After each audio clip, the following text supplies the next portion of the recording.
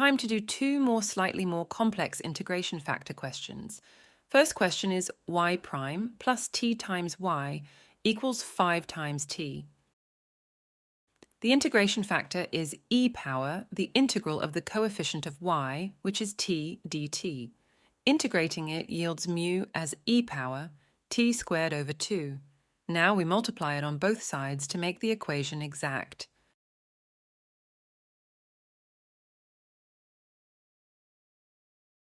We learnt last time that the left side can be written as a derivative of y times the integration factor.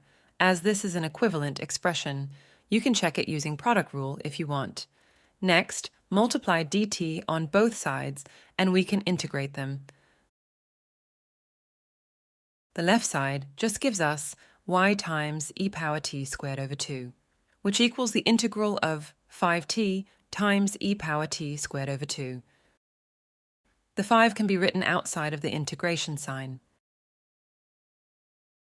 Integration here is simple if you know how to proceed. We have a difference of powers of 1 between the two t's. Therefore, u substitution is a good option to start with. Take u as t squared over 2. Du over dt gives 2t over 2, or just t. And dt is du over t. We can plug this back in. E power u times t times du over t. We cancel the t's, giving the integral of e power u, which is just e power u, and back substituting, it will be e power t squared over 2 plus c.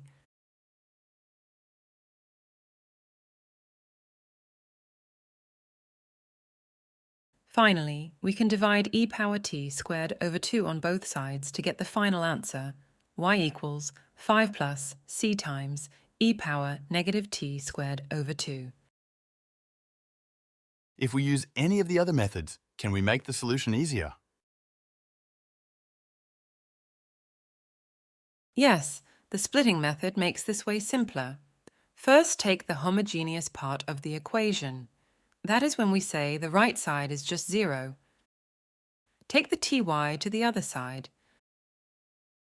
Then divide y and multiply dt on both sides.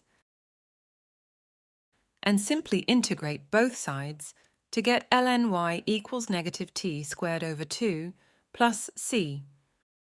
Take ln inverse on both sides to get the answer, y equals b times e power negative t squared over 2, where the constant b equals e power c.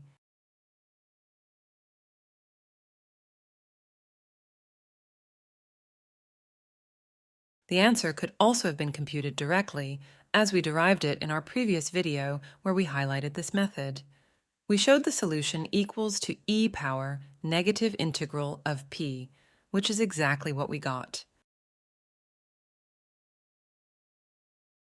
The particular solution here can be found by just intuition. We can substitute y as 5 into the equation, which will make both sides equal. The derivative of 5 is just 0, and we have 5t on both sides, confirming that 5 is the particular solution. Both methods therefore yielded the same answer. Feel free to choose any one of them you prefer.